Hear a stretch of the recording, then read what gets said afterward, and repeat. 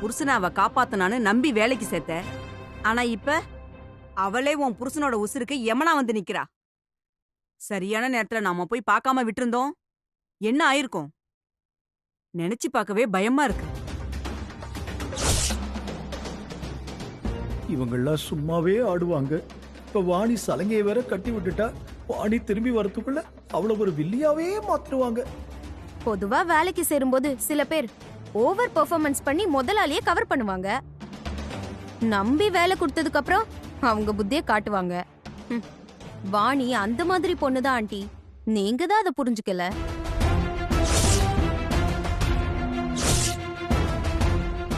அம்மா, நீங்க அவளுக்கு ஓவர் இம்பார்ட்டன்ஸ் கொடுக்கவும் அவ ரொம்பவே அட்வான்டேஜ் எடுத்துக்கிறாமா. என்கிட்ட கூட ரொம்ப ரூடா பிஹேவ் பண்ணா. நான் சொல்லக்கூடாதுன்னு தான் இருந்தேன். ஆனா இப்போ நீங்க எதுக்கு வேலைக்கு சேர்த்தீங்களோ அந்த மோட்டிவே தப்பாயிடுச்சுல்ல. இவ்வளவுக்கும் நேத்து டாக்டர் படிச்சு படிச்சு சொல்லிட்டு போனாரு, அவரை விட்டு நகரவே கூடாதுன்னு. நீ கூட சொன்னிய வேதா, உன் பேச்சு கூட அவ மதிக்கலையே. நீ என்ன சொல்றது, நான் என்ன கேக்குறதுன்னு ஊர் சுத்தல போயிருக்கா.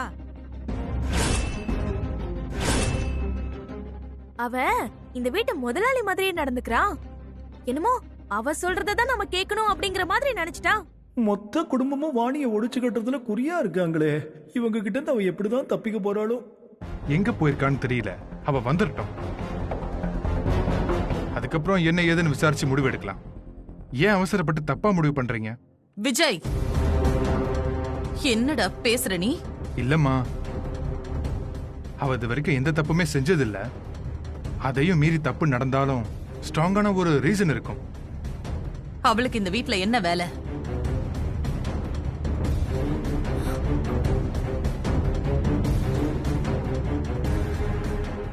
உன்கிட்ட தான் கேக்குற. சொல்லு விஜய், என்ன வேலை இந்த வீட்ல அவளுக்கு? அப்பாவை பாத்துக்கிறது. அவர் உயிருக்கு எந்த ஆபத்தும் வராம பாத்துக்கிறது. அந்த வேலையை ஒதுக்கி வச்சுட்டு எங்க போனா அவ? அதை விட முக்கியமான வேலை அவளுக்கு என்ன இருக்கு? அவளை கண்மூடித்தனமா நம்பினது என்னோட தப்புதான். ஒன்னும் பிரச்சனை இல்ல. இமீடியட்டா அவளுக்கு பதிலா வேற ஒரு நர்ஸ் அப்பாயின்மெண்ட் பண்றேன். மாதவன் மேடம்,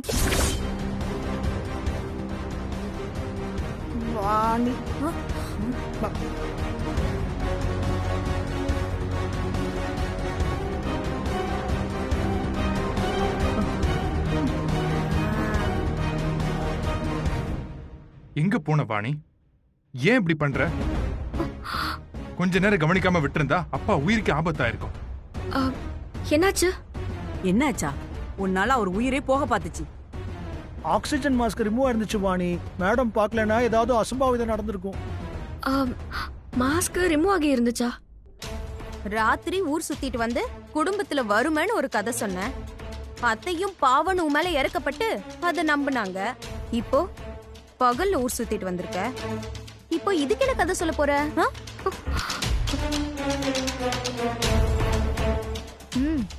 முன்னாடி சொன்ன கதையில அப்பா தங்கச்சின்னு புது கேரக்டர் வந்த மாதிரி இப்ப சொல்ல போற கதையில வேற என்னென்ன கேரக்டர் வரப்போகுதோ.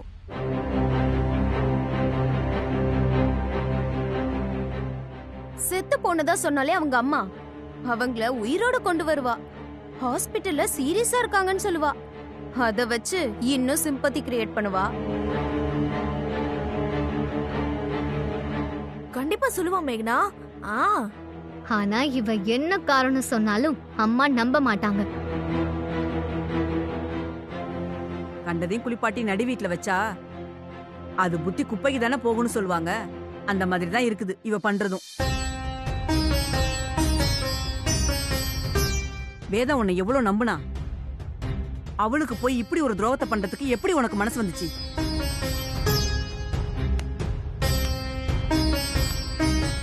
என்னாச்சு? என்ன பிரச்சனை? அப்பாவை கவனிக்காம வாணி எங்கேயோ வெளியே போயிருக்கா. அப்பாவோட மாஸ்க் ரிமூவ் ஆயிருக்கு. மறுபடியும் அவருக்கு மூச்சு திணறல் வந்துருச்சு. உனக்கு கொஞ்சமாவது அறிவு இருக்கா வாணி? உன்னை நம்பிதானே அம்மா இவ்வளவு பெரிய பொறுப்பை ஒப்படைச்சிருக்காங்க. நீ இப்படி பண்ணலாமா? அவரை பாத்துக்கிறத விட உனக்கு அப்படி என்ன வேலை? எங்க போயிட்டு வர?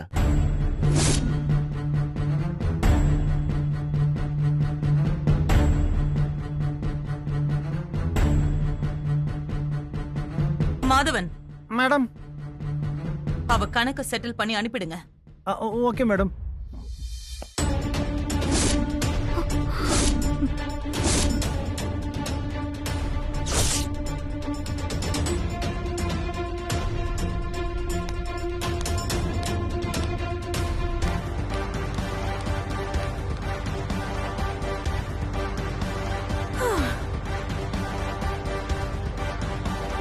மா, இனி ஒரு தடவை என்ன அப்படி கூப்பிடாத. அத சொல்றதுக்கான தகுதியை நீ இழந்துட்ட.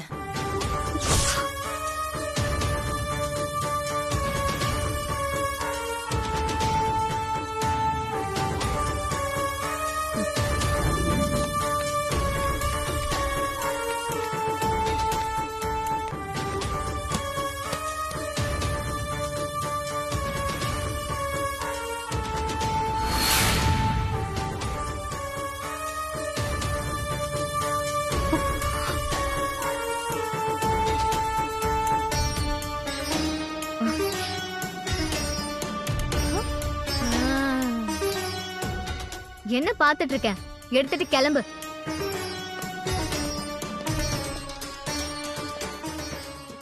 இது உன் சம்பளம். அவர் உசுரை எடுக்க பார்த்தேங்கிற பழியோட எனக்கு இந்த காசு வேண்டாம். என்ன நடந்தாலும் உன் திமிரு மட்டும் அடங்க மாட்டேங்குதுல. நீ வாங்கலனா அந்த பணம் என்ன வேஸ்டாவா போயிடும். உன்ன மாதிரி ஆளுங்களுக்கு இல்லாத மதிப்பு அந்த பணத்துக்கு இருக்கு.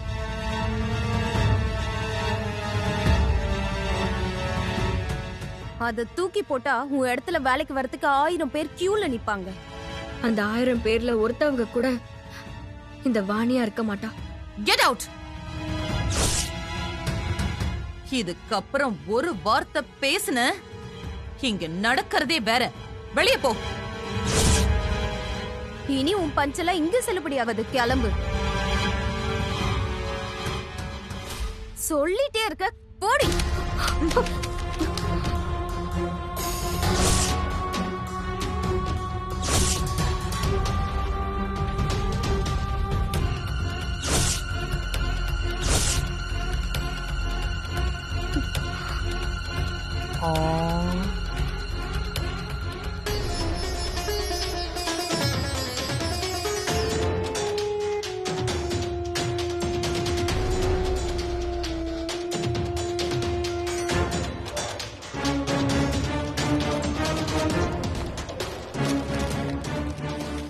என்ன ஒரே மாத்திரையா இருக்கு? என் அப்பாவுக்கு வாங்கின மாத்திரையெல்லாம் பிளாக்ல வித்து பணம் சம்பாதிக்கலான்னு பாத்தியா? இதெல்லாம் டாக்டர் ஐயாவுக்கு எழுதி கொடுத்த மாத்திரை. அத வாங்கிட்டு வரதே வெளியே போனேன். இன்னும் 1/2 மணி நேரத்துல இந்த மாத்திரையெல்லாம் அவருக்கு கொடுக்கணும். மறக்காம கொடுத்துருங்க.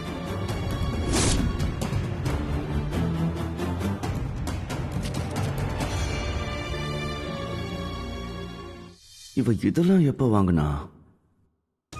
நான் இந்த வீட்ல இருந்த வரைக்கும் என்ன உங்க வீட்ல உள்ள பொண்ணு மாதிரி தான் பாத்தீங்க. அதுக்கு ரொம்ப நன்றிமா. நீங்க என்னைய வெறுத்தாலும் நான் உங்களை என்னைக்கும் மறக்க மாட்டேன். வரேம்மா.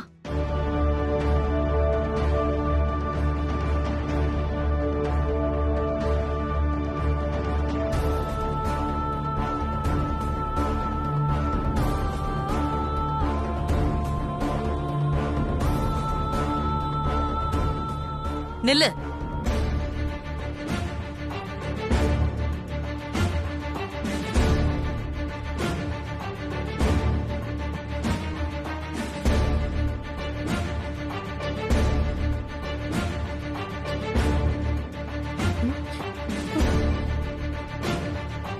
இங்க வா.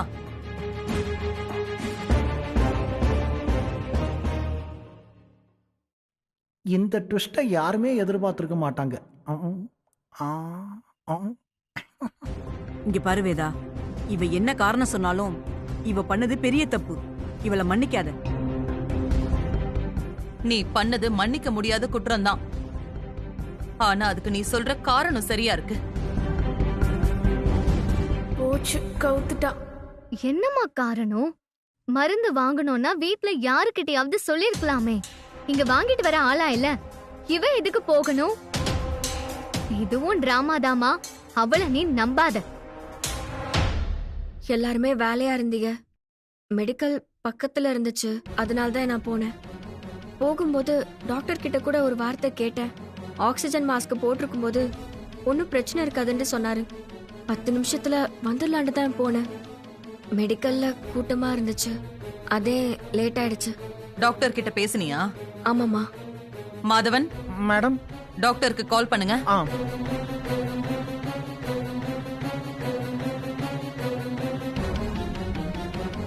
Hello doctor. ஒரு நிமிஷம், மேடம் பேசணுமா? Madam, doctor. ஹலோ டாக்டர், நான் வேதா பேசுறேன். வாணி உங்களுக்கு கால் பண்ணாளா?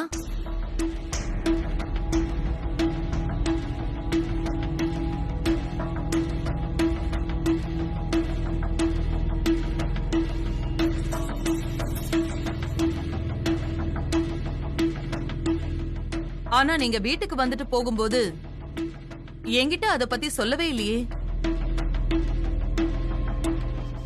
ஓகே டாக்டர், நான் அப்புறமா பேசுறேன். டாக்டர் என்னமா சொன்னாரு? இதுதான் உனக்கு லாஸ்ட் சான்ஸ். இனிமே எந்த ரீசனுக்காகவும் அவரை விட்டுட்டு நீ போக கூடாது. அப்படி போன நீ பெர்மனண்டா அப்புறம் இந்த வீட்டை விட்டே போக வேண்டி வரும். என்ன வேதா நீ? நாம கவனிக்காம விட்டிருந்தா அவர் உயிருக்கே ஆபத்தாயிருக்கும். இவள போய் மன்னிக்கலாமா? நான் போகும்போது அவர் முகத்துல ஆக்சிஜன் மாஸ்க் நல்லாதாம்மா மாட்டி இருந்துச்சு.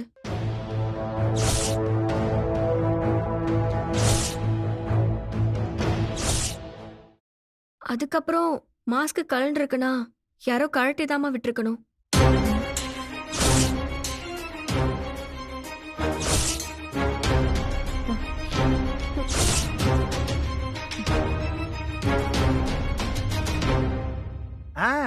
கரெக்டான பாயிண்ட்.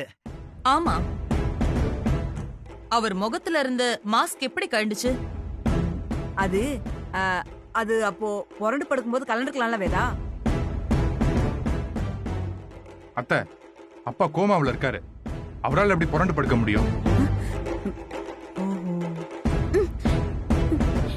யாரும் கழட்டாம மாஸ்க் தானா கழண்ட வாய்ப்பே இல்லம்மா.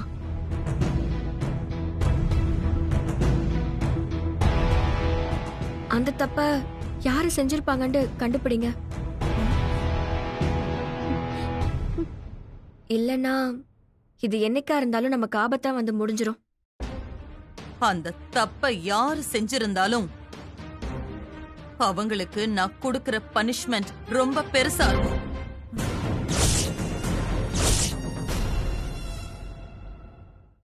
வாணி, உள்ள போ.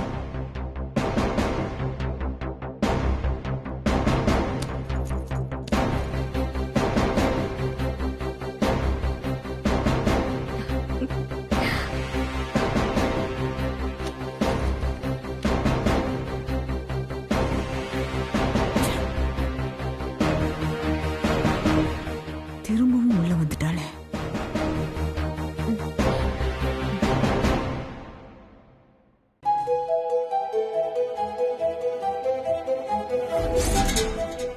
எதுக்கும் டாக்டர் எழுதி கொடுத்த மருந்து சீட்டை கையோட எடுத்துட்டு போவோம். திரும்ப வரும்போது ஏதாவது பிரச்சனைனா இத வச்சு சமாளிச்சிடலாம்.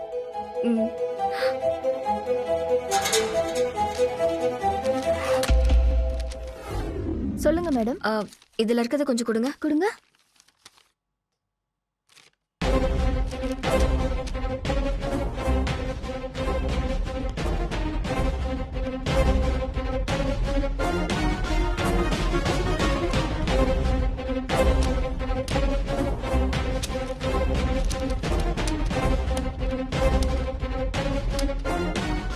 இந்தாங்க மேடம். 505 ரூபா கொடுங்க மேடம். மேடம் 5 rupees இருக்குமா? Okay madam, thank you. சரி.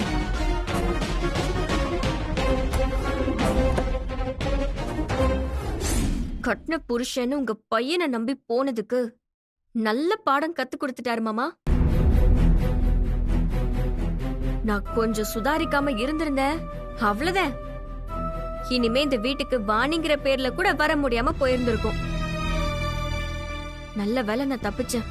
கடவுளோட அருளும் உங்களோட ஆசீர்வாதமும் தான் என்னை காப்பாத்திருக்கு. வா சஞ்சய், வா, உன்னதான் தேடிட்டு இருந்தேன். அம்மாடியோ, உள்ளங்கால்ல இருந்து உச்சந்தலை வரைக்கும் அம்பட்டும் விஷம்.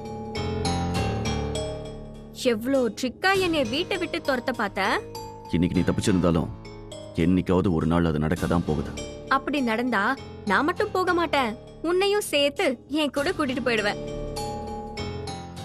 நீயே என்னைய வெளியில கூட்டிட்டு போயிட்டு சந்தடி சாக்குல எதுவுமே தெரியாத மாதிரி நீயும் அவங்க கூட சேர்ந்து என்னைய மாட்டி விட்ட பாரு. பெரிய நடிகையா நீ. சினிமாவில மட்டும் நடிக்க போனேன்னு வையேன், பெரிய ஆளா வருவ. ஆமாமா, நீ மட்டும் என்ன சும்மாவா? இந்த வீட்டுக்குள்ள வந்ததுல இருந்து நடிச்சிட்டு தானே இருக்க.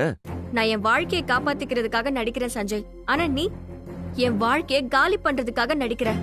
ரெண்டுத்துக்குமே வித்தியாசம் இருக்கு. இத பாரு, நீ இங்க இருக்கிறதுல எனக்கு சுத்தமா விருப்பமே இல்ல. தயவு செஞ்சு இங்கிருந்து கிளம்பு. திரும்பி போறதுக்காகவா இம்புட்டு போராடி திரும்ப திரும்ப உள்ள வந்துட்டு இருக்கேன்? அதுக்கெல்லாம் வாய்ப்பே இல்ல.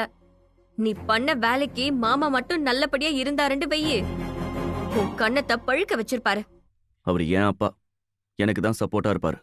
இவரு ஏன் மாமா, எனக்கு தான் சப்போர்ட்டா இருப்பாரு. இவர் மட்டும் குணமாகட்டும், அதுக்கப்புறம் இருக்கு உனக்கு கச்சேரி. துப்பாக்கியை நெத்தில வச்சு மிரட்டுற மாதிரி தாத்தாவை இந்த வீட்டு வாசல்ல நிக்க வச்சு மிரட்டுறல்ல. வேற என்ன பண்ண சொல்ற? நல்லதுக்கே காலம் இல்ல. உனக்கெல்லாம் இப்படி சொன்னாதானே புரியுது. இப்படி எல்லாம் மிரட்டி உருட்டி இந்த வீட்டுல வேணா நீ தங்கலாம், ஆனா என் கூட நீ வாழ்ந்துட முடியுமா? அது பிரச்சனையே இல்ல. நீ கட்டின தாலி என் கழுத்துல இருக்கிற வரைக்கும் என்னை விட்டு உன்னால எங்கேயும் போக முடியாது. என்ன இருந்தாலும் நீ என் கூட தான் வாழ்ந்தாகணும். அது இந்த ஜென்மத்துல நடக்காது. இவெல்லாம் எனக்கு பொண்டாட்டியா வந்தா மருந்து குடிச்சு செத்தே போவன்னு சொன்ன பல பேருக்கு அதே பொண்ணை கட்டிக்கிட்டு ஒண்ணுக்கு 4 பிள்ளைங்களை பெத்துக்கிட்டு சந்தோஷமா வாழ்ற உலகம் இது. அந்த மாதிரி நீயும் ஒரு நாள் என் வழிக்கு வருவ. ஆனா நமக்கு 4 குழந்தைங்களா வேண்டாம், 2 போதும். என் பிடிவாதம் ஜெயிக்குதா இல்ல உன் நம்பிக்கை ஜெயிக்குதான்னு பாப்போம். எப்பவுமே பிடிவாதத்தை விட நம்பிக்கைக்கு தான் பலம் அதிகமா இருக்கு சஞ்சய். நிச்சயமா என் நம்பிக்கை தான் ஜெயிக்கும். பார்க்கலாம். பார்க்க தானே போற.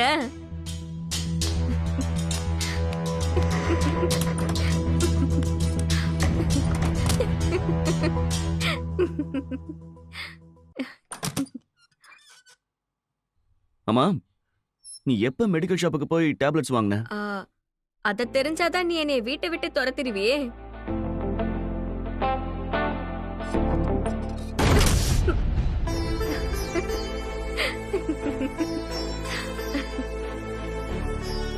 என்ன மாமா பாக்குறிய? வேதவலிக்கு மருமகளா வந்துட்டு இத கூட செய்யலண்டா எப்படி?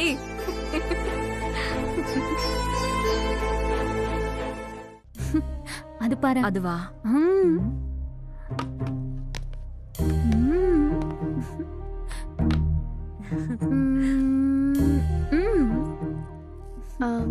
மேடம், இது 2 சவரன் மேடம்.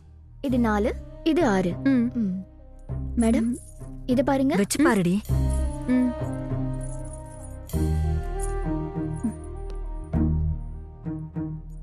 அழகா இருக்குடி. நல்லா. இவள இதுவா? காட்டுங்க. இந்தாங்க.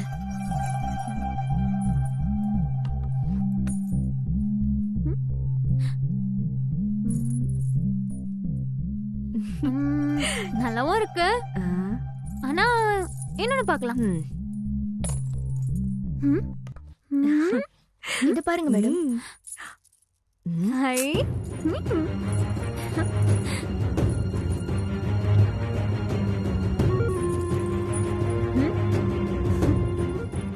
சூப்பரா இருக்குமா?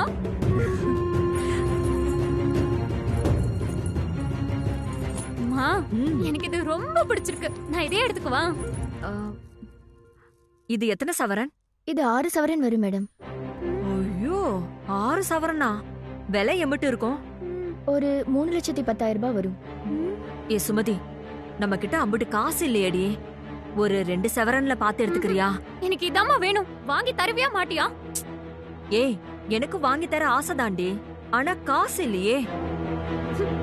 உன்கிட்ட தான் பொன் முட்டையிடுற வாத்து இருக்கே, அதுகிட்ட கேக்குறது? கேக்கலாம், ஆனா இப்பதானே 1 லட்சம் ரூபா வாங்கினேன், அதுக்குள்ள எப்படி?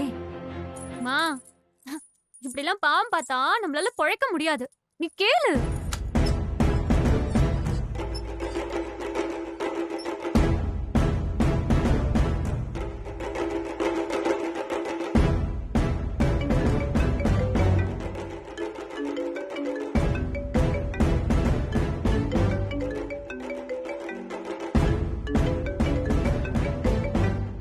இவங்க எதுக்கு கால் பண்றாங்க?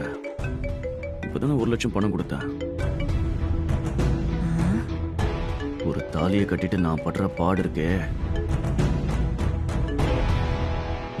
சொல்லுங்க. நல்லா இருக்கீங்களா தம்பி? வித்யா நல்லா இருக்காளா? விஷயம் என்னன்னு சொல்லுங்க.